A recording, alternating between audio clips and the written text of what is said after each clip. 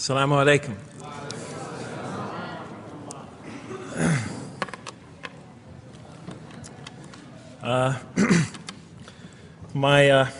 I've come from the University of Kansas. We're playing in the Final Four this very instant. So I want to let you know that you've asked a lot of me today. No, I'm just joking. All right, very briefly, I just want to talk a little bit about what the Quran has to say about the purpose of life.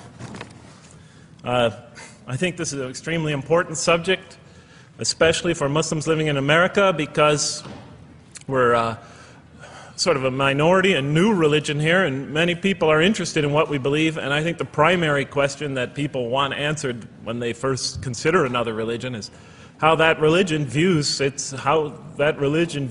purpose of life, the purpose of of our existence here. And so I'm going to begin, though, talking about an atheist's point of view, because I want to talk about what sort of answers the Quran might have for an atheist. So to begin this, I need to talk for about 5 or 10 minutes about what I believe contributed to my becoming an atheist, because I grew up in a Christian family. And then I'll talk for about 45 minutes or so about what I experienced in the Quran and how that sort of changed my perception. So it's very simple. But my wife always says I should summarize what I'm going to do before I talk, because it's easy to get lost in my speeches. And my wife doesn't have a lot of confidence in my speaking ability. Okay, so let me start out by mentioning that my mother certainly played no role in my becoming an atheist.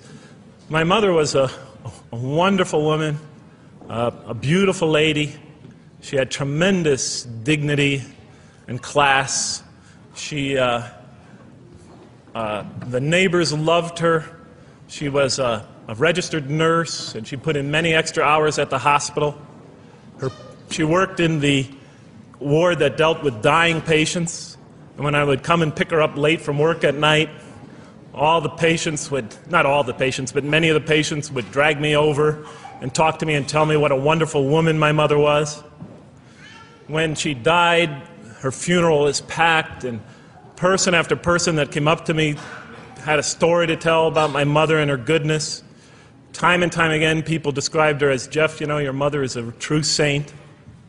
She was a deeply religious woman, a great mother, a great teacher, a gentle person.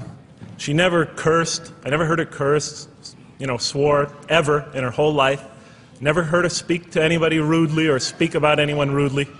She was a tremendous example of a truly religious person, and she didn't wear it on her sleeve. It was just slowly but surely you could see it just in her day-to-day interactions with people. My father, on the other hand, was a difficult man. My father, for some strange reason, had this tremendous rage inside him. I don't know where he got it. He had this terrible violence inside him. And every night he would try to quell that violence with hard drinking. And his drinking, though, only made him all the more volatile. Because my father could be laughing and joking one minute, and he could fly into an angry rampage the next for some unexpected reason. You never know what would trigger it. And once he flew into that angry rampage, it would take, he would just go wild in the house. The house would be in havoc. And he would rage on and on and on, and it would take an awful lot of liquor and several hours before he would finally go to sleep. And this would happen night after night after night. And so my 4 brothers and I was the 4th in line. My 4 brothers and I lived a frightening and precarious childhood. But I'd have to say the worst of it was watching my father regularly taunt and threaten and abuse my mother. And it would happen day in, day in, day in, day out, night in, night out. And it was a never-ending nightmare. You see, it's really not so bad when you're the target of your father's violence. You might think it's bad when a child is the target of their father's violence, but it's really not all that bad. At the moment of attack, you're really not thinking about anything except your own survival.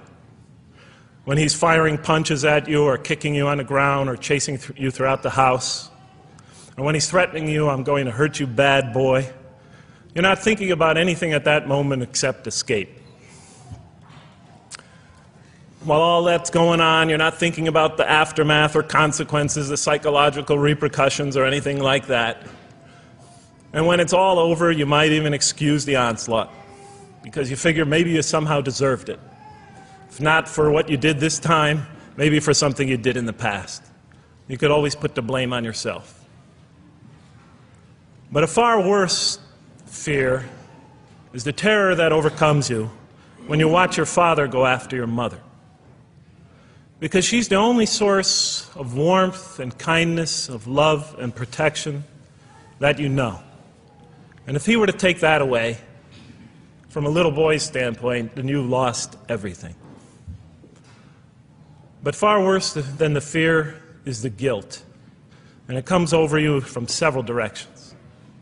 First of all, there's the guilt that comes at you upon you from the growing antipathy you have towards your father. Because we're taught to love and respect our parents, and we are born with this natural bonding attachment to them. But when you watch something like this happen night after night after night, and this rage is growing inside you, you're being pulled in opposite directions. Then there's also, of course, the guilt that comes when you think that you might be the cause of this night's violence. Maybe something you said or did that you didn't even realize triggered it.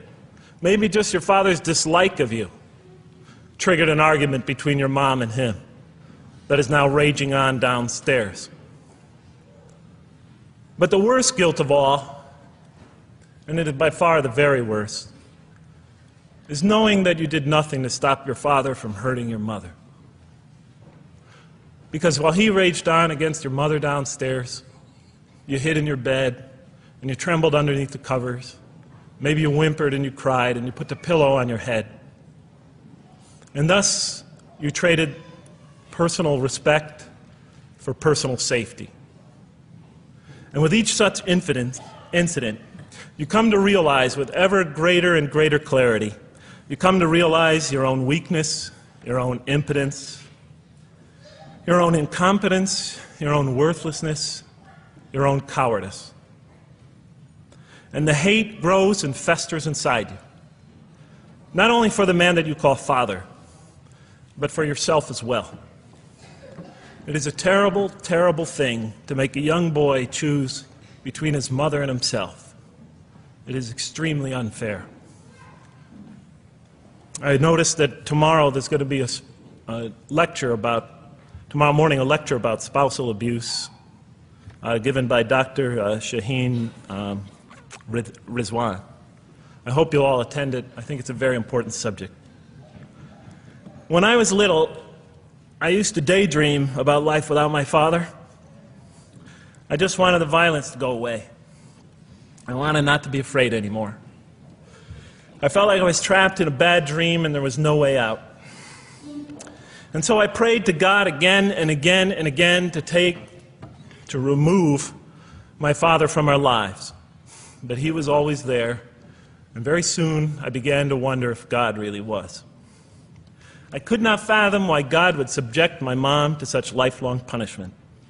I could not imagine what great sin she must have committed, or that we, her children, must have committed to deserve my father. I didn't have the maturity to sort out such questions, but I had enough fear and anger to provoke them. I was too young to see the wisdom in allowing my mom to suffer the violence and abuse of my father. I was too young to understand why God would let innocent children tremble night after night after night in their beds, fearing that they might not see their mother the next morning. I was too young to see how the mercy of God could even extend to my father with all his terrible failings. All I could see in my world was chaos and violence and fear, and so it became easy for me to question the existence of God. And I began to do that at a very early age. I'll even say that the turmoil of the 60s and 70s That's the age when I was a teenager, in the late 60s, early 70s, only reinforced my skepticism. When John and Robert F. Kennedy were assassinated, or Martin Luther King was gunned down, when Vice President Agnew was kicked out of office and Richard Nixon soon after him, when the race riots erupted in city streets like mine, and gang fights erupted in our cities, many of those which I was involved in, when I saw the bizarre and senseless carnage of Vietnam, they all confirmed the lesson that was already ingrained in me and that my father had taught me so well, that the world is dominated by random, consuming, undiscriminating violence. And very soon I began to ask why. Why would God make it that way? Why wouldn't He just pop us into heaven from the first and spare us all this suffering? Why does He let little children in Vietnam get napalmed and run down the street naked on fire when they had done nothing to deserve it? Why does He let the race riots go on? Why does He let the leaders be assassinated? Why does He just let the violence go on and on and on for people who had nothing to do with it? It wasn't of their own making. Why didn't He just make us angels and pop us into heaven if He could make us angels, which I was always taught He could? Why did He make us so susceptible to sin? Why didn't He make us impervious to it, like He made the angels? Is this the best world He could create, I thought? Is this the most perfect world He could create for our existence, for our beginning? I just couldn't figure it. And all the explanations I received from priests and doctors and lawyers, from whoever, spoke to me or taught me, they just didn't make sense to me. In any case, so I became an atheist when I was 16, even though I was going to Catholic school at the time. Declared myself an atheist in one class. It was a confrontation between me and a priest. We were talking about God and the purpose of life. And I expressed my views, and he said, well, then you don't believe in God. I said, well, I guess I don't. And then through my junior and senior year of high school, I got an F in religion, even though I continued to do very well in the tests. In any case, when I was 28, to make a long story short, some friends of mine gave me a copy of the Quran. And one night I was sitting in Diamond Heights, my apartment in Diamond Heights in San Francisco. I was working that time at the University of San Francisco. I was 27, 28 at that time, I can't remember. And I ran out of stuff to read, and I took this gift that my friends gave me and I began to read it. And I came to the first verse. Well, I opened the Quran, read the first page, then the second, and then very quickly, in the second surah, about 37 verses into the Quran, I came upon the story of mankind. And I have to admit, I read through it very quickly. It was about 9, 10 verses long, story of the first man and woman. And I recognized some of the details. It was similar to what I had learned when I was a child, but I noticed that there was something wrong. It was apparent to me that whoever authored this Quran, of course I wasn't a Muslim at the time, so I didn't have any idea who that was, whoever authored this Quran clearly did not understand the real meaning of the story, because they had obviously gotten the details confused. They didn't even understand the whole purpose of the story. And so I just read through it once, and then I read through it again, just to try to see what kind of point the author was making, and then I read through it a third time and a fourth, and then I realized this is something strange going on here. I'm going to read this much more carefully. I'm going to need to go through this story line by line, verse by verse, because it's obvious that the author is trying to bring out another point. And I wasn't quite sure what it was, but definitely he packs a lot of meaning into almost every word. And I thought the writer at least seems to have a great measure of brilliance. And so I'll try to sort of take you through what my experience was as quickly as I can. So I came to the 30th verse of the second surah, Surah Al-Baqarah, and it began like this. It said, "Behold, your Lord said to the angels, I am going to place a vicegerent on earth." The Arabic word is khalifa. It means a representative or an emissary of mine. "I am going to place a vicegerent on earth." And they said, the angels said, "Will you place therein one who will spread corruption and shed blood, while we celebrate your praises and glorify your holiness?" And God said, He said, "Truly I know what you do not know." See, that's the verse that hooked me. That's the verse that caught my attention. That's the one that kept on making me read the story again and again and again. Because listen to the way it begins. Behold, your Lord said to the angels, I am going to place a representative of mine on earth, a vicegerent of mine, an emissary, one who acts on my behalf. I thought, that's not the way it goes. You're not supposed to be placing man on the earth in some positive role, some elective office. You place man on earth as a punishment for his sin. Clearly, I knew the author didn't quite get the point. But still, it was an amazing line. But then I come to the next line, and it says, and the angels say, will you place her in one who will spread corruption and shed blood, while we celebrate your praises and glorify you? I looked at it again. I couldn't believe the question. They said, will you place her in one who will spread corruption and shed blood, while we, the angels, celebrate your praises and glorify you? I looked at that and I said, exactly. That would be my question. Why would you create this being, supposedly for some positive role, when he's capable of doing tremendous wrongdoing? When he could spread corruption and shed much blood? Why would you create this violent and pernicious creature when you could create angels? As the angels clearly say, well, we, the angels, celebrate your praises and glorify you. They were asking one of the most fundamental questions in the entire history of religion. Why create you, man, this utterly fallible creature, this creature who could rebel against God's will, who could do such tremendous wrongdoing, who could wreak havoc like no other creature on earth, when you can make them angels? And look where the question is being asked. It's being asked in heaven. It's almost like saying, look, why don't you just make them angels and be up here in heaven with us, you know? Why don't you just make them angels, pop them into heaven, he's fine. Why would you put him on earth where he could feel distant from you, where he can work out his worst criminal tendencies, act them out, feeling somehow independent and apart from you and free to do whatever he wants, when you could just make them angels and put them into heaven and make them perfectly submissive to your will? I looked at that question and said, that's my question. I'm not even a single verse into the story of mankind, and there before me I see my question. That whole question, everything that I ever thought, everything that I ever experienced, everything that I ever knew was in that question. It was as if the author took my life and wanted to pick out exactly the right question to humiliate me, to provoke me, to anger me. Why create man, this most destructive and violent creature, when you could make them angels?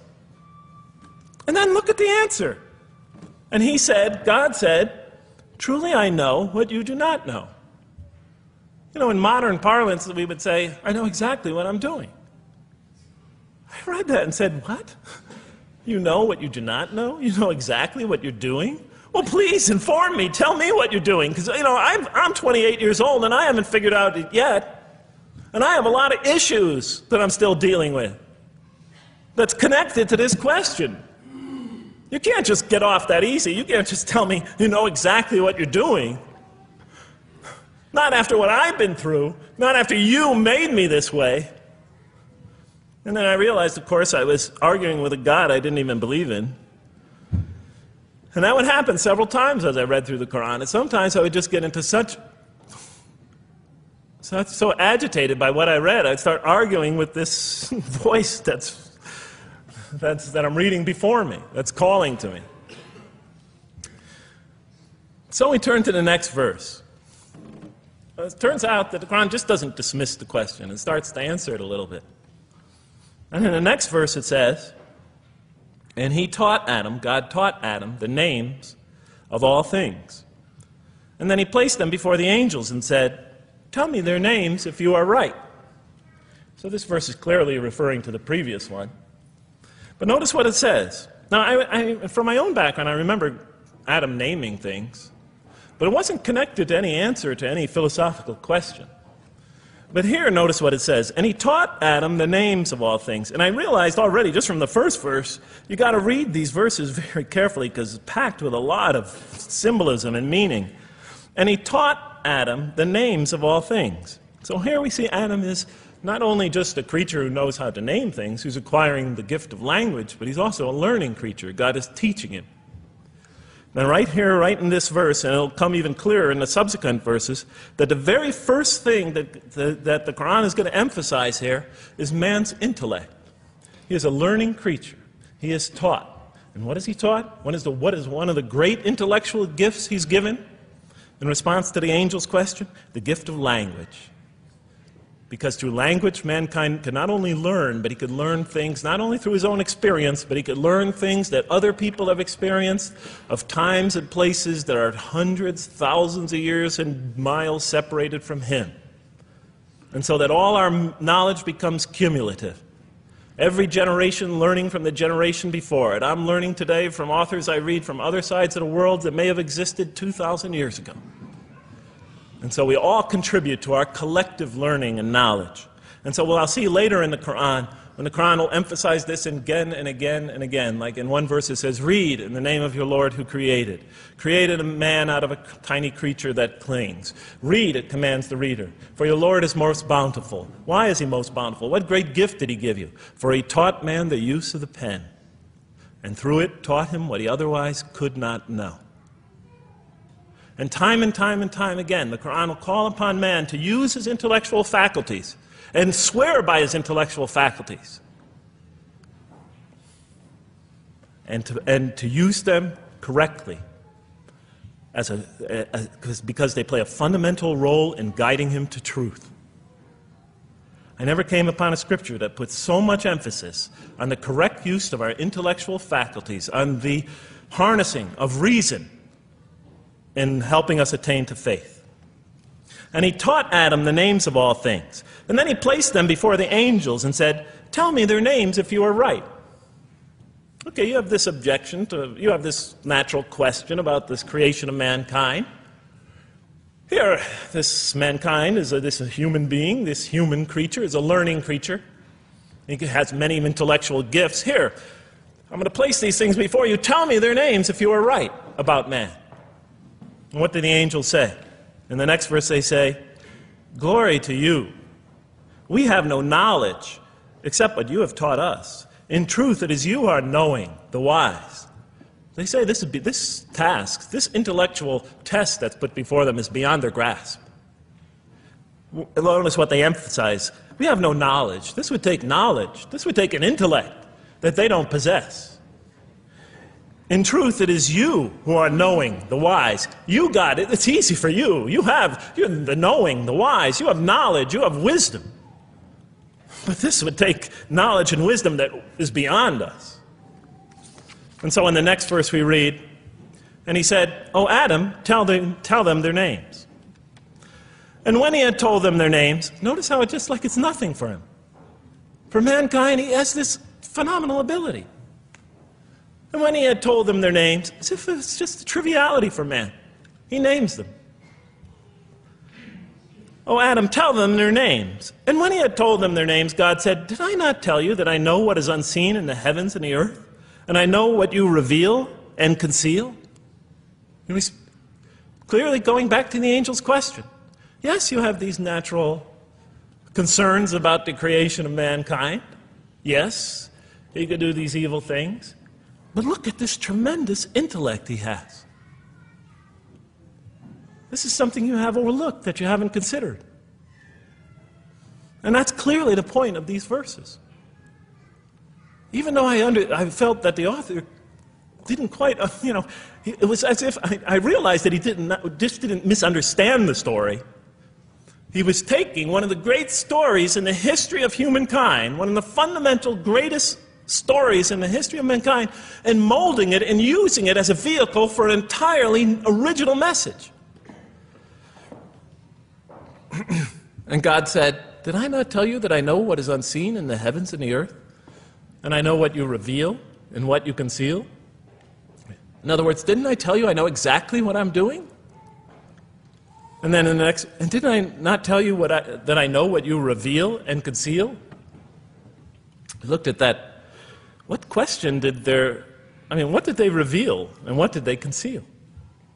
What did their question reveal and conceal? I thought about it for a minute. Oh, it's obvious. What did their question reveal? You just go back and look at the question. It revealed the sinful and sinister propensities of man. I mean, it's obvious, right? Why are you all looking at me like that? You're starting to scare me. You're all looking very serious. Am I losing you? Wow. Okay. So, they revealed the sinister and evil propensities of man. But what did their question conceal? And all you have to do is think about it for a minute. Human beings, yes, they could do evil. Yes, they could do wrong. Yes, they could create misery. But they could also do exactly the opposite. They could choose to do evil. They could choose to do tremendous good. They could choose to do tremendous violence. They could choose to show tremendous compassion. They could choose to be, to live by falsehood. They could choose to live by the greatest truths. They could be terribly ugly. They could be terribly beautiful. And up until that point in my life, I, like the angels, that only saw one side of the coin. And for the first time when I read that verse, believe it or not, it was an eye-opener for me. I had always been obsessed with the evil potentials of human beings. When I read that verse, I realized that, and I had a great example right in front of me with my own mom, I realized that I had been blinded by only one side of human nature. So we go on to the next verse. And behold, we said to the angels, bow down to Adam, and they bowed down. But not so Iblis. Iblis is like the father of Satan. Satans, satanic beings, forces, creatures, existences. He refused and was arrogant.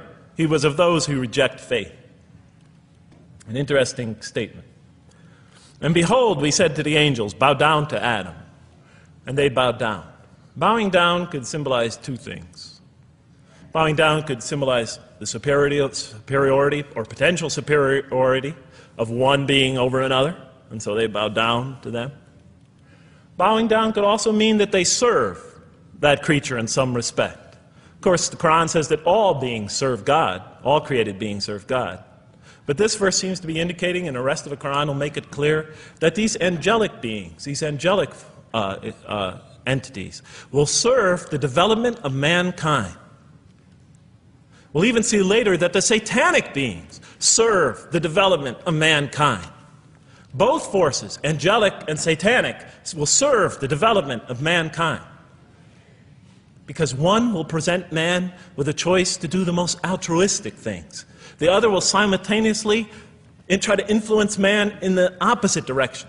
And so human beings will be moral creatures, and will have to make moral decisions. And it's in those moral decisions that they will grow spiritually and morally as human beings.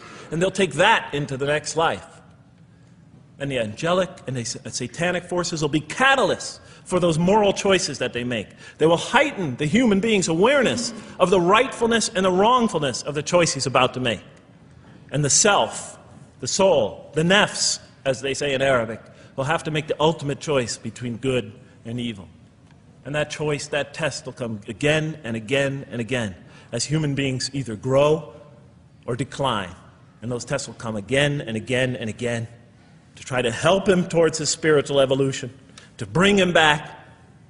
But that choice is ultimately ours. But I'm getting ahead of myself. And so we said to the angels, bow down to Adam, and they bowed down. But not so Iblis. Iblis is Satan, this rebellious force, this evil prompter, the one who whispers into the human heart. He comes into being. And with the introduction of Satan, we have the introduction of evil, that evil influences on human beings. And notice why Iblis does not bow down. He refuses because he was arrogant. You know, we often hear what's the root of all evil? In the West, it's always money, greed, etc. Here the Quran says that, seems to be saying that the root of all evil is not always material wants. It's not always money, it's not always greed. At the heart of evil is arrogance. Putting yourself above all others. Of assigning to yourself special priority and neglecting the rights of others. Of pride and arrogance and envy, the source of evil. He was of those who reject faith. I looked at that verse and I said, okay, I mean, I get why you would create angels, to sort of influence man in a positive direction. But why in this story now are you introducing Satan? What sort of role was Satan play? And then, of course, you just think about it for a minute and you say, yes. The story is telling us that on one hand, we have these magnanimous urgings come from one direction. On the other hand, we have these satanic urgings coming from another direction. In other words, the Quran is telling us that man is not only a learning creature, but he's a moral creature. He has understanding of right and wrong. And God infuses those, allows those influences to come to him. Man is not only an intelligent being, but a moral being. And so, the Quran is not all that difficult to understand. You just sort of read it, I found, and you just sort of follow your nose through it and see what it's saying.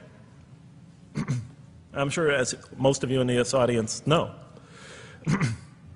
Okay, so we see that man is not only a learning creature, but he is a moral being as well. There's another verse in the Quran that says, by the soul and that which whispers into it, or which breathes into it.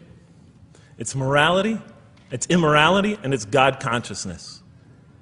Both of these we are under the influence of. And God allows us to be under the influences of. He creates us to be exposed to both influences. And then the verse says, truly he is successful, who causes it to grow. Causes his soul, his self, his real self, to grow.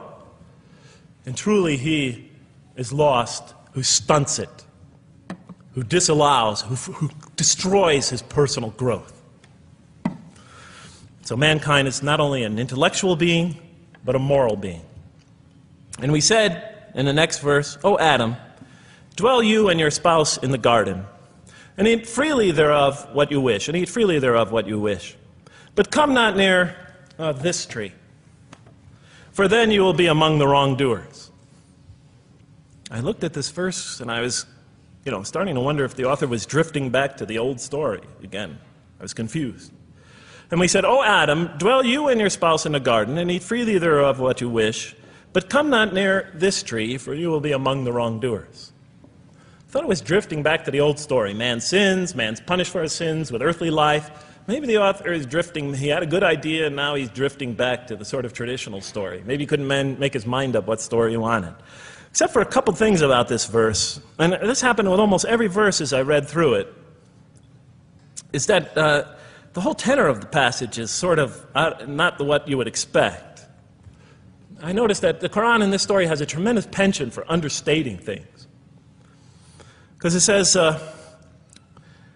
and said to Adam, dwell you and your spouse in the garden, and eat freely thereof what you wish, to Adam and his spouse. But come not near this tree, for you will be among the wrongdoers. I mean, there's no sense of God being threatened by the possibility of man eating from the tree. In this story, we don't see in this verse, we don't see that God is nervous at the prospect, that he's threatened by the prospect, that he's anxious about it. The tree that he picks, it seems like he's just picking out any tree. Nothing special about the tree. Go not near this tree, for you will be among the wrongdoers. Satan will later come to him and tell him it's a tree of eternal life, of a kingdom that never decays. Turns out to be a complete falsehood in his part. Nothing special about the tree. It's just a tree.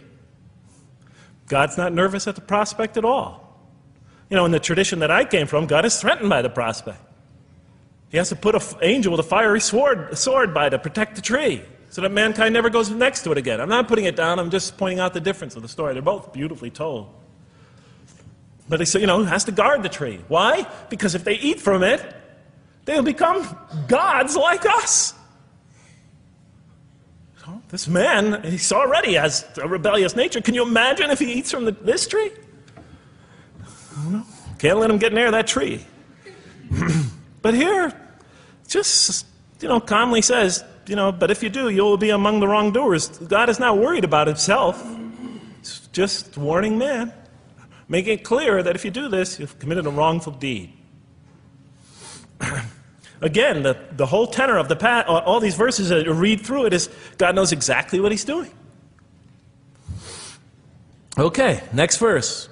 But Satan caused them to slip and expelled them from the state in which they were.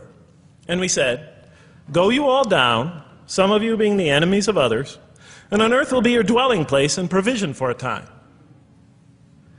What? I said. I mean, you know, I was expecting now the rage, the anger, the violence, the jealousy. That's what I was expecting. Okay, they eat from the tree. Where's the rage, the violence? I'm going to punish you now. You're going to sweat on earth. And you're going to suffer, and you're going to stub your toe, and you're going to work, and you're going to labor. And you're going to die there for what you did. And where's the woman? Right? And the woman. Right? She's the one who's going to suffer the most. Right? She'll have to suffer labor pains and monthly cycles. Right? And bleeding and crying out when her children come into the world. She'll scream out.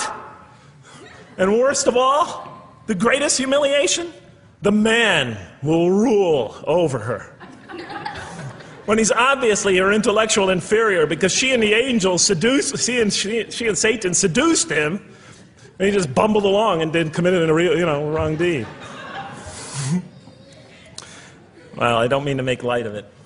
But the story is obviously different, though. No threat here.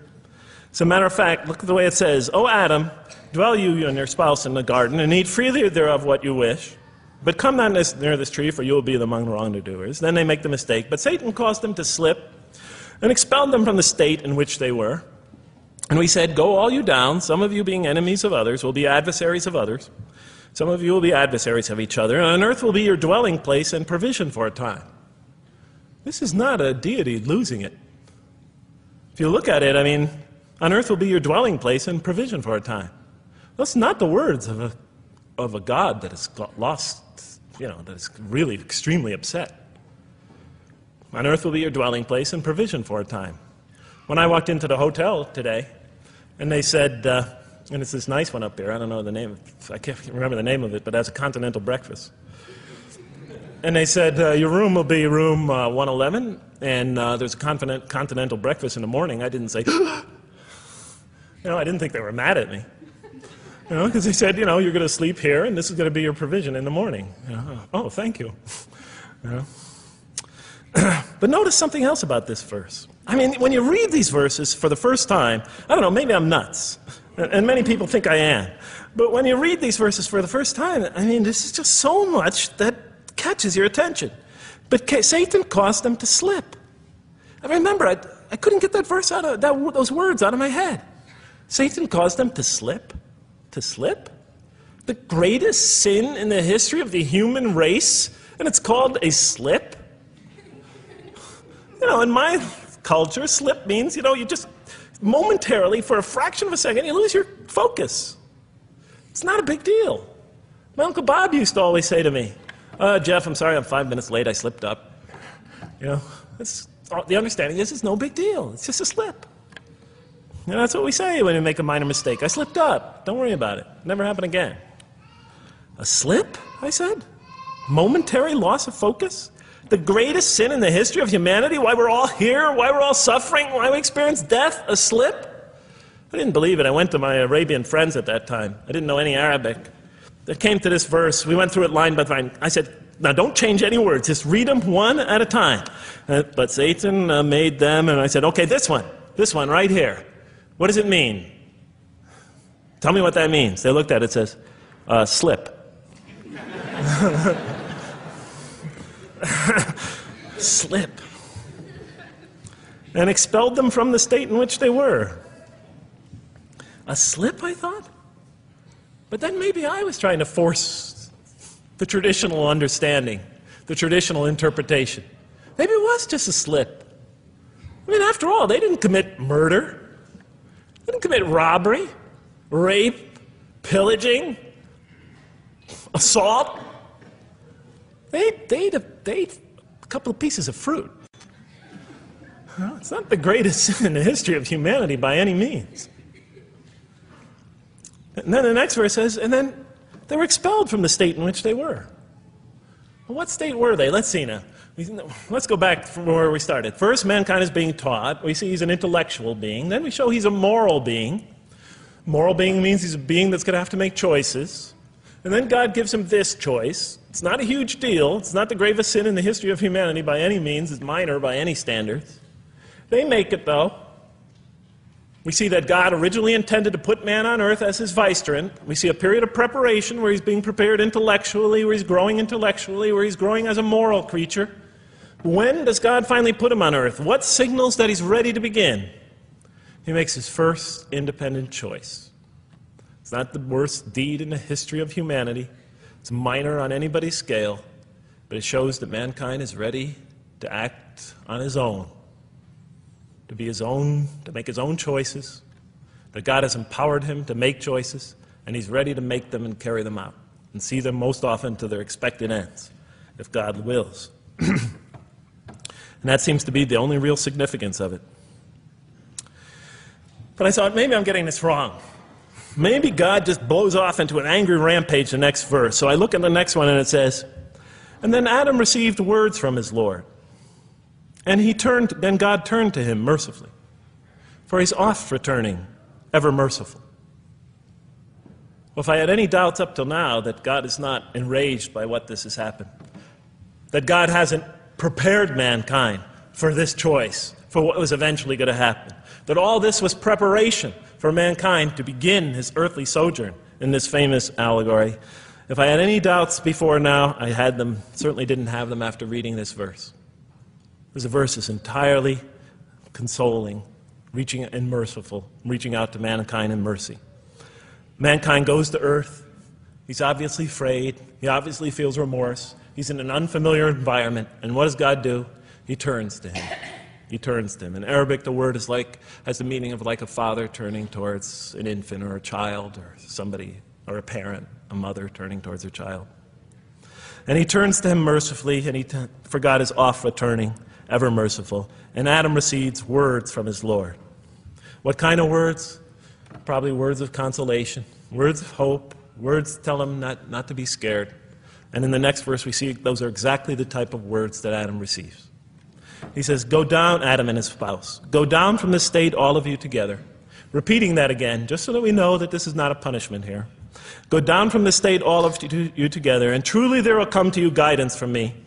And whoever follows my guidance has nothing to fear, nor shall they grieve.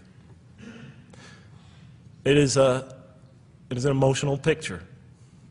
This young couple is here, in fear and in shame, feeling remorse, and God reaches out to them and turns towards them and tells them, you have nothing to fear, nor shall you grieve. I know this is tough for you, but you've been prepared for it up till now, through your entire existence. It had to happen. This is a necessary stage in your development, in your growth, but just hang in there, follow my guidance, be true to me and I'll be true to you, I'll guide you, I'll help you, I'll do whatever you need. Just follow my guidance and you have nothing to fear, nor shall you grieve. Okay. So I was impressed.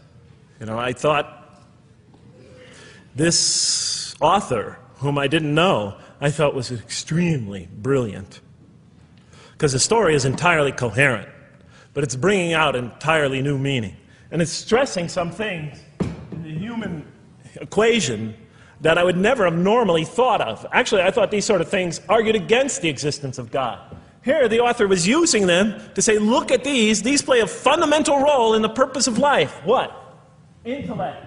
Human beings have intellect.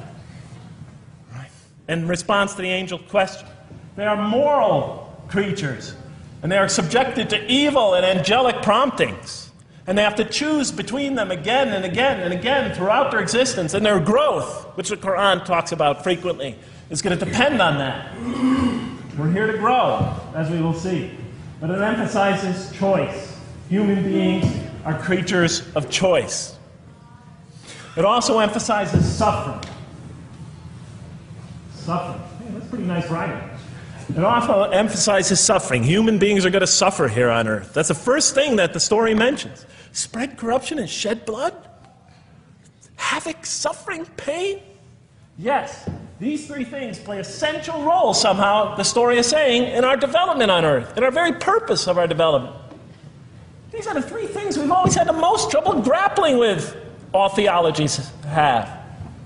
Why give us intellect if it leads us often to challenge in our minds the existence of God? If we can't reconcile the existence of God with our minds, with our reason, why give us choice if we can choose to do wrong? Just make us angels. Why let us suffer so on earth? Just pop us into heaven. And here the Quran is telling that these play essential roles in our attaining of faith. Not only these, of course, it also mentions guidance, God's forgiveness, revelation, etc., angelic forces, satanic temptation. It mentions all these other things as well, but these three essentially really caught my attention. I never expected that these three things would be emphasized. And so as I read through the Quran, I looked, anytime I saw anything that seemed to relate to this, I would write down notes and underline it. You know, and I would walk up and down in San Francisco with my pen as I'm walking, because I like to walk about 7 miles every day, and I'd be underlining. My friends would always say, "Jeff, what book are you reading?" And I would lie to them. I'd tell them, "Oh, it's a great novel or something." You know, I didn't want them to know that I was reading the Quran. I think they thought I was going nuts. But in any case, so very quickly, I was wondering, does the Quran really emphasize reason? Does it really emphasize choice? Does it really emphasize suffering? How much more time do I have, Madam Speaker? 35? 25, okay. I'll do the best I can. So let me just try to indicate to you, as I read through the Quran, and I'll try to get through this quickly, because you guys look tired. And I know you're interested to find out how that basketball game is turning out. Let's see, does the Quran really emphasize reason as essential to human growth, to this experience we're having on earth, to our very purpose? And the answer is definitely yes. So much so that even Western Orientalists, people who wrote against the Quran, said that this is a major feature of the Quran, a feature that you cannot miss. Henri Lemens, writing in the early part of this century, one of the famous Orientalists, you know, who wrote very much against Muslims, hoping to unseat them from their religious belief. He wrote, "The Quran," and this is his quote, "is not far from considering unbelief as an infirmity of the human mind." Unbelief is, he thought, and he was saying it mockingly, is like, you know, you can't think straight. You're not using your mind right, as my father used to say. Maxime Rodinson wrote at length about the rationalistic approach of the Quran to faith. And this rational tone of the Quran is one of its most salient features, beyond doubt. I'll just give you a few quotations. One of its fundamental themes is that people ignore or reject God's signs and corrupt religion precisely because they do not use their reason. And the Quran will say that again and again and again. The Quran says about the disbelievers, they refuse to reason and are a people who do not reason. I have 7 such quotes in the Quran. The Quran will say, "Will you not reason?" It mentions that 14 times to the reader. God reveals signs and lessons and admonitions so that, and this is a quote from the Quran, perhaps you will finally use your reason. There are 8 such statements in the Quran. From the Quran's viewpoint, reason and faith are allies, just as illogic and false belief are allies. And it clearly sets the conflict along these lines. It says the right way has henceforth become clear from error. Those who benefit most from the Quran are persons of insight. 16 such statements in the Quran. Firmly rooted in knowledge, 8 such statements. Use the reason, 10 such statements. Stand on clear evidence and proof, 7 such statements. Those who oppose this revelation are deluded, 9 such statements. In manifest error, 28 such statements. Ignorant, 15. Foolish, 3. Have no understanding, 9. Only follow surmise and conjecture, 9. And blindly adhere to tradition, multiple times. It states that. In an almost Socratic style, the Quran repeatedly quizzes the reader and calls into question his or her assumptions. Again and again, it asks us, what do you think? 18 such statements. Have you considered this or that? 13. Did you suppose? 7. Sounds like a math teacher. Do they not ponder? 2 such statements. Do you think? Do you even think? 18 such statements. The message is clear. To gain truer faith, we need to free ourselves from inherited notions and examine our beliefs rationally. Learning plays a key role in human development. Read, the Quran exhorts the reader. For God taught us the use of the pen and taught humankind what it otherwise could not know. In life, nature, and history, in the Quran, there are signs and lessons for those who are wise.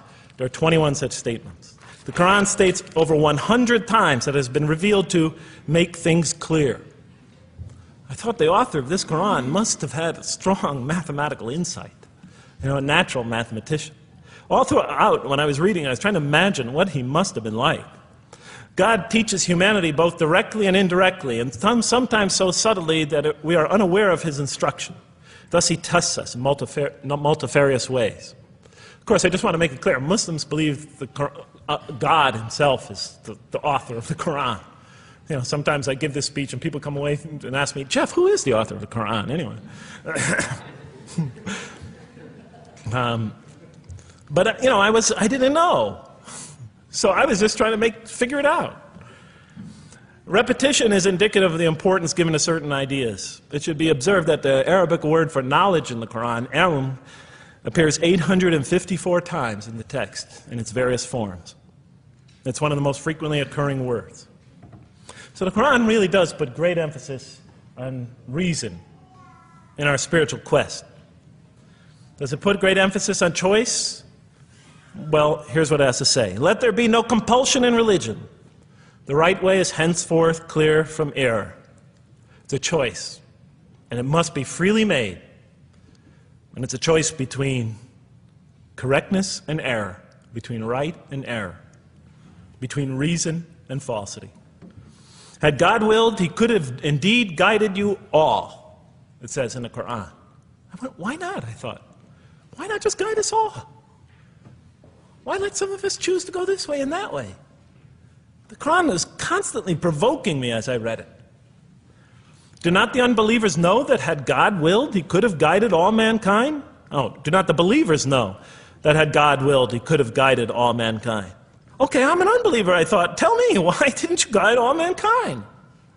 If you want us to be in conformity of your will, just make us that way. And if we had so willed, we could have given every soul its guidance. Why did you let us be creatures of choice?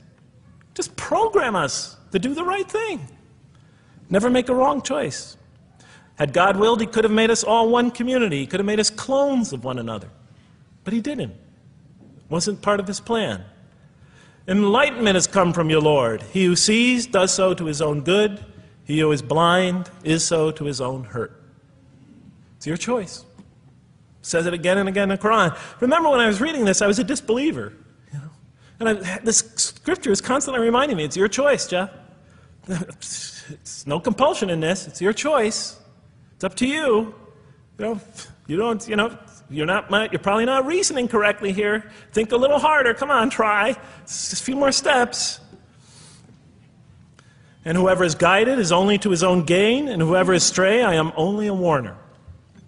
It's your choice. We have revealed to you the book with the truth for mankind. He who lets himself be guided does so for his own good. He who goes astray, it's to his own hurt. It's his choice. There are many, many such references. I'll stop there. But you get the point. The Quran clearly emphasizes that choice plays a key role in our development. But what about suffering? I mean, suffering's the biggie, right? I mean, that's the real major question. What does the Quran have to say about suffering? Because every religion deals with suffering in a different way. It's either something you have to be saved from, and so some religions stress salvation, or it's something that you have to sort of transcend through meditation and training, so you can sort of not feel it so much, get above it and beyond it. Some religions see it as primarily punishment. Some see it as, some of the more ancient religions see it as the result of the precarious and whimsical, control of many gods working against each other, playing with human beings. Different religions have dealt with it in different ways. But almost all of them, I would indeed say all of them, have sort of seen it as something not so good. But let's see what the Quran has to say about it. Something to be avoided, to transcended, to be saved from. The Quran says just the opposite. You are going to experience it. You will suffer in this life. And it plays a fundamental role in your development and your growth and in what you are to become. This scripture didn't just say you're going to experience it. It said you should embrace it. You should struggle through it. Your life should be a struggle, it says. It should be a jihad. Yeah, right? But that's what it says. Jihad means struggle. When the Quran most says jihad, it's very seldom, it's most often not in the context of fighting. Qital is the Arabic word for fighting. But you know, it says even in the Mecca verses, long before Muslims had to defend themselves against their oppressors, it mentions that you have to struggle in the path of God. With the Quran, it even says. Struggle in the path of God with this Quran. Life is a struggle. It says in one verse, most assuredly we will try you with something of danger and hunger and the loss of worldly goods, with the loss of your lives and the fruits of your labor. Most assuredly we will try you. It's not just talking about evil people, good people. But give the good news, the glad tidings. Be happy for those who are patient in adversity and suffering. Good news, I thought? Doesn't the author understand the terrible effects of suffering? Give the good news to those who are patient through adversity, who when calamity befalls them say, truly unto God we belong and truly unto Him we shall return. In other words, that this could benefit them. It was a remarkable statement. Here's another one. Do you think that you can enter paradise without having the like of those who passed away before you? And the next verses start to explain these people were good people who suffered terribly. Do you think that you can enter paradise without going through the same? Why, I thought? Why do we have to suffer in life? Misfortune and hardship befell them, and so shaken were they that the apostle and the believers with him would exclaim, when will God's help come? These are good people. When will God's help come? Oh, truly, God's help is always near. You will certainly be tried in your possessions and yourselves, the Quran tells the reader. You're going to face hardship. It's guaranteed. Every soul must taste of death, and we try you with calamity and prosperity, both as a means of trial. And to us you are returned. You are going to have hardship here. There is going to be no heaven on earth. This environment is made to be an environment of adversity. It is made to be an environment where you have to work, where you have to struggle, where you have to strive. And it plays a key role. Oh man, truly you've been toiling to your Lord in painful toil, but you shall meet Him. You're toiling, yes, but you shall meet Him. We certainly created man to face distress. What, I thought? We certainly have created man to face stress. You made us to face distress? Does he think that no one has power over him? Sometimes people get, so down, they just think, this can't be a God, and look how I'm suffering. He will say, I have wasted much wealth. Some people just become totally devoted to worldly aims. Does he think that no one sees him? Have we not given him 2 eyes to see with, a tongue, and 2 lips to communicate with, to learn from by communicating? Can't he see around him? Can't he tell from communication with other people? Haven't we pointed out to him the 2 conspicuous ways? What are the 2 conspicuous ways? But he attempts not the uphill climb. One of them is the uphill climb. And it says this is the way you should be pursuing. And what will make you comprehend the uphill climb? It is to free a slave, or to feed in a day of hunger, an orphan nearly related, or the poor one lying in the dust. Then he or she is of those who believe, and exhorts one another to patience, and exhorts one another to mercy. You have not attained to faith until you struggle the uphill climb. It's telling us. You should pursue the uphill climb. What is the uphill climb? Reaching out to your fellow man who suffers. To feed the poor one. To help the poor soul that's lying in the dust. And all over the world there are people in that state. And we watch the news as if it's just entertainment. And the Quran tells us this is something you should involve yourself in. That is the road that you should travel. It describes a successful life as an uphill climb. Well, I can see I'm running out of time, so I'm going to have to tie this up in about 15 minutes, I guess. But definitely the Quran emphasizes these three elements in the human drama. But as I read through it, I couldn't see how it all fit together. I mean, why didn't God just... Why? Why do we have to experience these? What purpose do they play? Just pop us in a heaven, beam us up, I thought. Well, one thing, like I mentioned before, the Quran will repeatedly emphasize that we're here to grow and to learn. And I'll give you 4 or 5 quick verses because I know you're tired.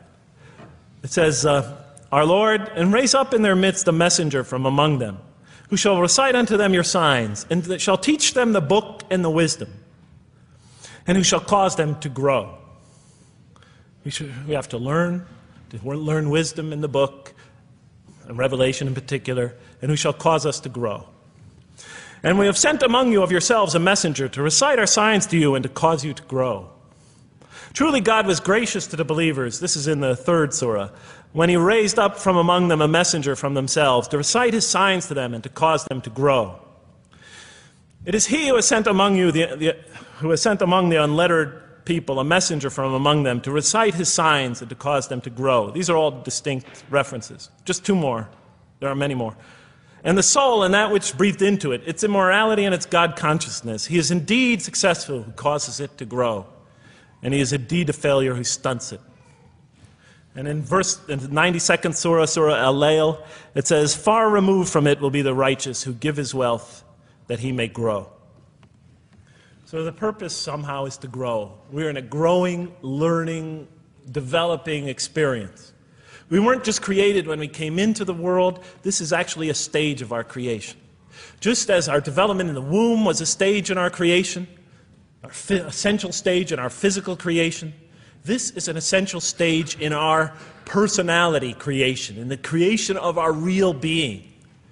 That which we take into the next life, our essential selves. We've gone from the physical creation in the womb, primarily physical, now to the human creation, the personality creation in this stage. I thought maybe I'm, projecting my own neurosis into the scripture. Maybe it doesn't really emphasize that life has a purpose. But time and time again I would find it does. For example, just quickly it says, Those who remember God standing and sitting and lying down and reflect upon the creations of the heaven and earth and say, Our Lord, you did not create all this in vain. You did not create all this in purpose. Just when I was starting to think, maybe the Quran really doesn't state a purpose of life. It really doesn't mean there's a real purpose of life. Maybe I'm reading into it something that is there. I would come upon verses like that would force me to just read a little further, make me think, well, maybe it's just around the corner. We have not created the heaven and the earth and whatever is between them in play. If we wished to take a sport, we could have done it by ourselves, if we were to do that at all. God doesn't create to satisfy his whims or fancies or entertain himself. Do you think that we created you purposely and that you will not be returned to us? It says in the 23rd surah, the true sovereign is too exalted above that.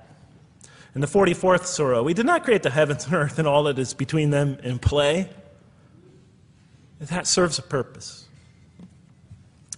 Now, what sort of purpose can it possibly serve? So I tried to, apparently the Quran speaks about believers and those who are the rejectors. You have the believers on the one hand, the rejectors on the other. Now apparently God has created us to be believers. So I tried to study what the Quran has to say about the believers, and it's a natural thing to do, to see what it wants us to become, if it has anything to do with these essential elements that it stated. I mean, it's a natural way to approach it. I think you agree.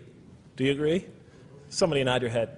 That's what I say to my math students. Just one head nod is enough for a mathematician. Get one head going, okay, I did my job. Okay. So, how does the Quran describe the believers? What are they supposed to attain to? What is their ultimate thing that they're supposed to get? What are they ultimately supposed to achieve? And it's very clear when you read the Quran that what they will achieve in this life and will experience to so much greater degree in the next is they will experience a relationship of love with God. They will turn to God in love and God will turn to them in love. In the Quran, God's mercy, compassion, forgiveness, kindness, beneficence, warmth, generosity, all the things we normally think associated with God are freely given to all mankind. But when the Quran speaks of God's love, we would normally think of that as God's love. But when the Quran speaks about God's love, it's talking about something very special. His love is always presented as a relationship between two. If we do not turn to God in love, then we just receive His mercy, forgiveness, kindness, beneficence, warmth, generosity, all those wonderful nurturing things, His nurturing, and we reject it. And so we never really experience that love, because we never really turn to it and open ourselves up to it.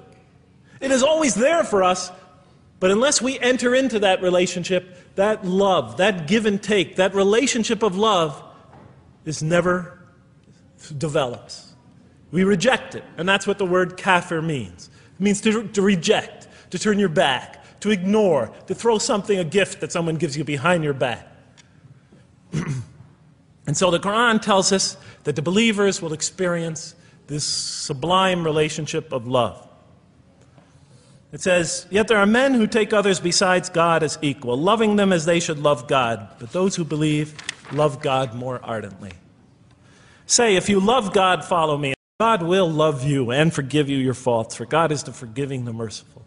O you believe, if any from among you should turn back from his faith, then God will assuredly bring a people he loves and who loves him." And throughout the Quran, I'll mention time and time again that God loves the believer. God loves this type of person. God loves that type of person, and so forth and so on. So it's quite, and I'm trying to pick the speed up here, so you'll have to excuse me for that. But it is apparent from the Quran that one of the purposes of creation, maybe the essential purpose of the creation, is to produce from this subset of humanity that will freely enter a relationship of love with God. They will not only experience the beauty of other relationships in their lives, but this love that they will experience with God is the sublime experience that they will enjoy. Not only in this life, but infinitely greater in the next, when all the distractions, all the masks are stripped away. Okay, I thought, you created us to love you, for us to turn to you in love and to experience your love, to receive and experience your love. But why do you need these? Just pop us into heaven, love us, and make us love you. Program us to love you. You'll make my dog love me. Do the same sort of thing. I kept on coming back to the same issue. Just do it. Okay. Still couldn't see it, and I was almost through the Quran, and I thought either I'm dumb or this scripture just never really got to it. Okay, so I didn't give up. I thought, okay, what's the next natural thing to do? Okay, so we're here to develop this relationship of love with God. The Quran tells us that, if we are believers and we do good, we'll experience great joy and peace in this life, not only through our relationship with God, but through complementary relationships with all the people around us, and this world will be a one for us of peace and serenity, even though we have to struggle and survive and suffer. But I couldn't see, how this all tied in with this suffering business, and why he couldn't just put us into heaven. So what's the next natural thing to say? Okay, so we're created to have this relationship of love with God, to enter this relationship, to experience and receive all that he has to offer us. So the natural thing to do is to study the two partners in that relationship. What does the Quran have to say about us, the believer? What does it ask of him and her? What does it require of them? And then what does the Quran tell us about God? And then is there some essential nexus, some essential connection between them, and does it have anything to do with these? Because if the Quran doesn't show that, then the essential link that links all this together, that pieces it all together, is missing. And as I thought to myself, whoever this author is, and by now I knew he had fantastic genius, even though he came from the primitive confines of the most backward, most uncivilized sector of humanity, of people that had no literary history, really, to speak of, no great works of literature, no scriptures that preceded him, even though he came from the desert of culture, even though this came out of that environment, and the mind behind it had to be tremendously and phenomenally genius to come out of that surrounding and produce something like this. If that essential link was missing, I knew that, he was great, but, and extremely great. But, what do you expect? How could anybody answer those questions? Nobody in the history of humanity has been able to answer them. Okay, so I thought, first I'll see what the Quran has to say about the believers. What does it require of them? Then what it has to say about God, and see if there's some essential link. Are you following me? You're giving me the note. Get off the stage. Okay, I'll do my best. It's a deep subject. We're almost done. Bear with me a few more minutes. I'm sorry, really. I know Siraj Wahaj, when he gives these sort of speeches, he always says, okay, I'm finishing up now, and then 10 minutes later he says, you thought I was telling you to...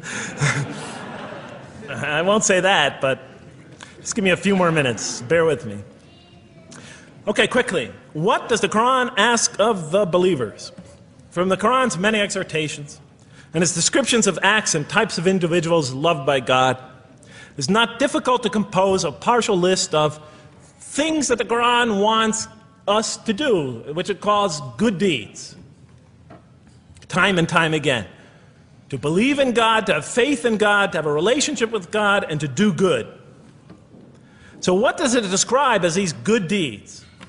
Well, as I read through the Quran, it says that, can I take this away? Remember, intellect, choice, suffering. It says we should show compassion.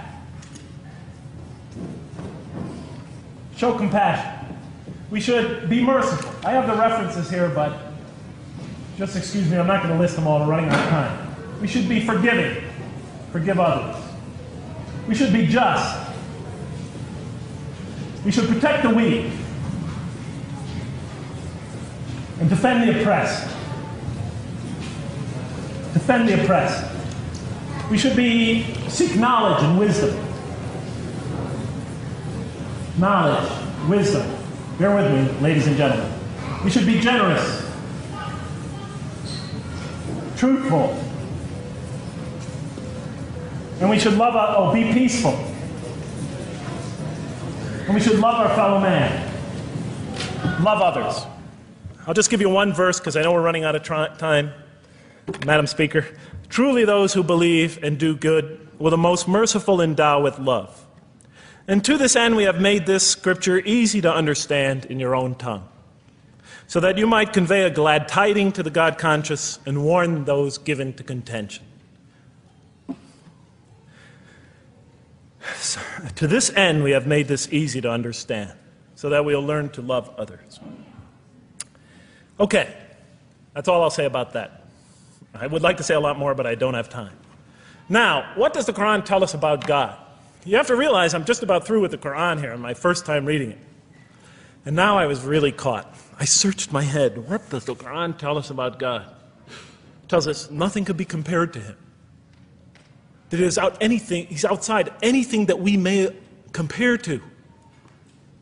That our definitions do not encompass him. That our reason cannot comprehend him. That he is transcendent and we are finite. That he is immortal. He transcends time and space and we are bound by it. That he is immortal, we are mortal. He is uncorporeal, we are corporeal. That we have no way of comparing ourselves to him. Nothing could be compared to him. I thought, oh my God, I'm so close and yet so far. Because I'll never understand the essential link between us and God and why these three things fit into place. Because the Quran tells us that we could never really quite understand God. Or at least that's the way I thought. And so I put down the Quran when I had finished it. And much to my dismay, I was honestly disappointed because I thought I'm just the author made a brilliant, brilliant, brilliant, brilliant try, but he never quite made it. And so I was sitting in front of, about 3-4 weeks later, I was sitting in Diamond Heights in my apartment watching a football game, I think it was. And you know, sometimes things just slip into your minds when you least expect them, and I'm sitting there watching it, and all of a sudden into my mind came a thought. And I said, wait a minute. The Quran does tell us so much about God. It tells us again and again and again, but somehow I just missed it. Just skimmed over it every single time. Because if you turn to almost any page, if you turn to the beginning of any surah, you could see time and time again essential information about God that I just thought was sort of a literary device, something to make it just sound more beautiful. Because if you turn to the beginning of any surah, you'll see the words Bismillahir Rahmanir Rahim, in the name of God, the most merciful, the most compassionate. If you read almost any passage, long passage, when you come to the end of it, it's punctuated by dual attributive statements like God is the merciful, the compassionate, God is the forgiving, the gentle, God is the kind, the protector, God is the generous, the truthful, God is, and so forth and so on. There are tens of thousands of such references in the statements in the Quran. What the Quran defines as God's most beautiful names, His attributes of perfection, repeated again and again and again on almost every page. And as I sat there, sitting by the television, I started to jot them down in my, on my little piece of notebook there. Same notebook I used to jot these down before. And I began to list from my own mind the attributes of perfection as I remembered them. And they were, God is the compassionate. God is the merciful. God is the forgiving.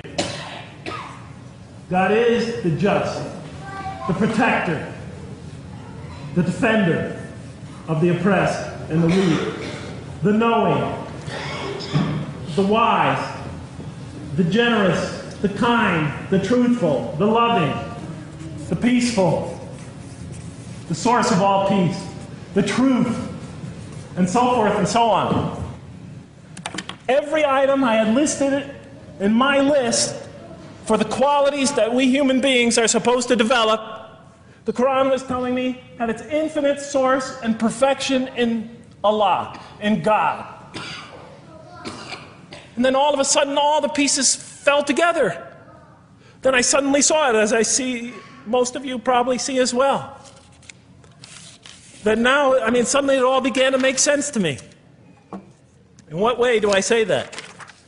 Well, it was now obvious why we had to develop these qualities. It was now obvious how these things on the floor here fell into place. And I'll just say it clearly.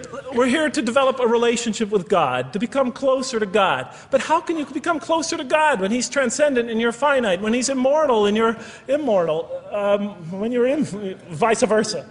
When He's immortal and you're mortal, when He's unbound, fettered by time and space, and you are, and so forth and so on. How can you become close to that one?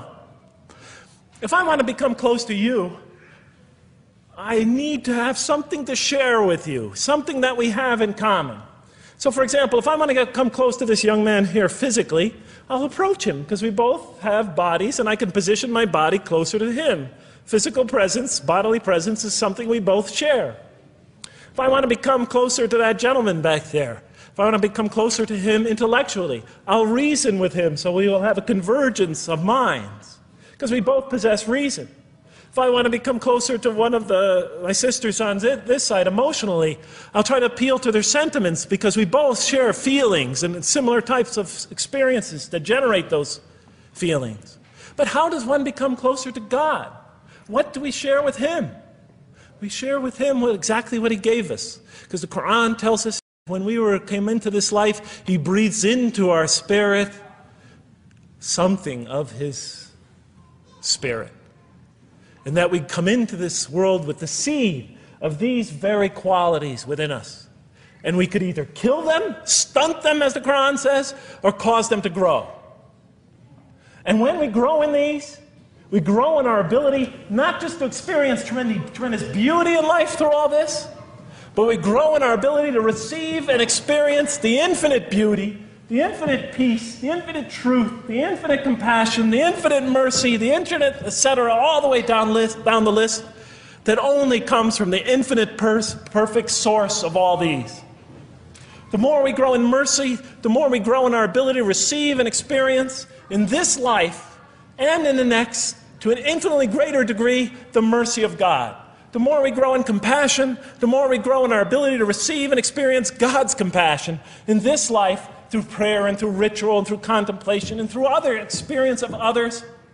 And of course, infinitely more in the next life, the compassion of God. The more we grow in our truthfulness, the more we grow in our ability to experience God, the truth, because all truth comes from God. The more we grow in these things, the more we grow in our ability to receive and experience God's attributes of perfection. The more we grow in our ability to receive and experience His being. And that sort of nearness we are growing to Him is tied to our essential nature and to His. It's more than just physical nearness. It's more than just a convergence of ideas. It's more than just a convergence of feelings. It's a convergence of essential beings. It's the closest type of nearness two can feel, two can experience. I'll just give you a quick analogy, because this helped my children. Let's pretend I have a goldfish, a dog, and 3 children. 3 daughters, let's say. And I do have 3 daughters. No matter how much of my love, compassion, forgiveness, caring I pour upon that goldfish, it could only experience it to a tiny degree. It might not even really be aware of it, because it's a very primitive creature. But my dog, on the other hand, when I show it all my kindness, all my love, all my compassion, all of what is essentially me, it can experience it to a much higher degree than my goldfish. And through its interaction with me, through its own trying to give its own self to me, we could experience a quite wonderful relationship.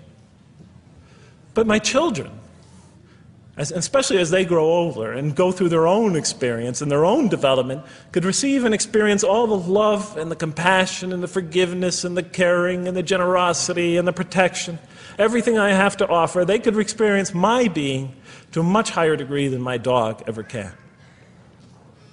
And we could have a relationship of beauty that I could never have with my dog. As much as I love animals, having had 3 daughters, I know that the relationship that you have with 3 beautiful daughters could never even come close. No other relationship could approximate that. Of course, my relationship with my wife is also extremely beautiful, and she might hear this today. And she's a wonderful woman, really. I mean, she's the source of so much beauty. But, okay, Madam Chairman, I am ready. So that seems to bring it all together. So now, I thought, wait a minute. That doesn't explain this. Why the intellect? Why the choice? Why the suffering? I thought, you almost had me, this Quran. You almost duped me. You almost tricked me, seduced me into accepting this philosophy. But wait a minute. What about intellect, choice, suffering? Why do we have to experience these? Why couldn't you just programmed us to be merciful, compassionate, forgiving, etc.? Why do we have to go through all this? And then, of course, the answer came to me as quickly as I thought of it. So we are creatures, and we grow, and we become. And yes, and you can make us anything you want, but you can't contain any of those attributes I listed without these 3 things. In mathematics, we try, 3 premises that go into, proving a theorem. We try to see if we could take one of them away, and if it's essential. And all 3 of these are definitely essential. For example, you could program a computer never to make an incorrect statement, but it doesn't become a truthful computer. Never heard anybody say to me, Jeff, this Macintosh is the most truthful computer I ever saw. If it's programmed, it's not truth. You could program a CAT scan to help the sick, but it doesn't become compassionate. Never heard a doctor say, Jeff, if you want to see a compassionate CAT scan, you come right over here. Right? Because all those things, compassion, forgiveness, truth, caring, love, all are born out of choice, suffering, and reason. In order to do a compassionate deed, when we consider reaching out to someone in compassion, that person, first of all, that's inconceivable without the presence of suffering, an environment where there's suffering. And when we decide to help them or not, we reason in our minds, what is this going to require of me? It's going to require some suffering on my part, some of my giving of myself. And without that mental process, it doesn't become a compassionate deed. And if it isn't by choice, it's not a compassionate deed. It's that choice that makes it compassionate. Same thing with truth. Truth is a choice between telling the truth or not telling the truth. Oftentimes we tell it when we're at risk to our own personal loss. The more suffering that might come out of that choice, the greater is the truth behind it. The greater an act of truthfulness. And all the time we have to weigh the consequences of that choice. If I tell the truth here, my teacher's going to give me an F. If I don't tell the truth, I might get an A. We weigh it in our mind. Last example, the famous wedding vow. Do you take this woman to be your wife in sickness and in health, for richer or for poorer, until death do you part? What are they asking us? Do you knowingly make this choice, understanding full well what's at stake here? That it might involve richness but poverty, health or sickness, that suffering's going to be involved until death. Once a young lady told me, you never really loved me. Because when the growing got tough, when things got hard, when we hit rock bottom, when my life fell apart, you just got up and left. And she was right. And she understood full well that that's what love is all about. It is through giving and suffering together and hanging in there with each other and not bailing out and persevering through suffering, making that choice and knowing what you're doing. All those three things are essential. So it's very easy to see why the Quran stresses these. For in order for us to grow in these, I've dropped it, we have to have these. And that's why it's very easy to see, ladies and gentlemen, why the Quran, 30 seconds, Madam Chairman, why the Quran talks about sin as self-destruction. The Quran says when we sin, we commit, the Arabic word is dhulm, or zulm, however dialect you have. Dhulm against ourselves. We oppress, we destroy ourselves.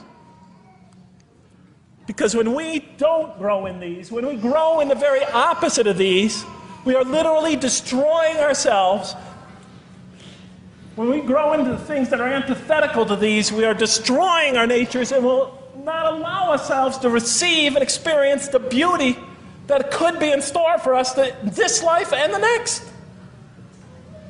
It's like coming into this world and developing in the womb none of the physical things you need to experience comfort and joy and peace and happiness on a physical level in this life. It's as if you're coming into this life and you've destroyed yourself physically somehow in the womb, and you came into it and you had nothing to protect you from the cold, from the heat, from the harshness of the elements, from germs, from disease, nothing to protect you, nothing to satisfy, give you the ability to satisfy your thirst or your hunger, nothing for you to experience any physical comfort. This is all that matters as we go into the next life. If we don't develop these through our relationship with God, our very purpose of our being, then we will experience terrible suffering in this life, worse than if we came into this life in a physical state that didn't avail us of any of the comfort of this life. And so it'll be worse than fire. It'll be worse than endless fire. It'll be worse than the worst hell we could possibly imagine. So the Quran tells us, that yes, when it talks about heaven and hell, it's used very powerful symbolic language, but what it essentially is telling us is imagine the greatest joy and wonderful and peace and serenity you could ever experience, and that's what's open to you on the one end. But on the other end, imagine the most terrible suffering that you could possibly bring on yourself, and you could also do that to yourself as well. It'll be worse than anything you could have ever imagined. So, and the Quran tells us that God says on the Day of Judgment, I did not harm you in the least. You destroyed yourselves. And it could say that in total objective truth. And that's why the Quran, well, I think I'll leave it at that because Madam Speaker is about to shoot me. I still have other things to talk about, but I want to find out how that basketball game is going. So thank you so much for listening to me for so long. And may the peace and mercy of Allah be upon you all. I didn't mean to try to scare anybody at the end. That wasn't my goal. I was just trying to make a point. And may the peace and mercy of God be upon you all. Thank you so much. Assalamu alaikum.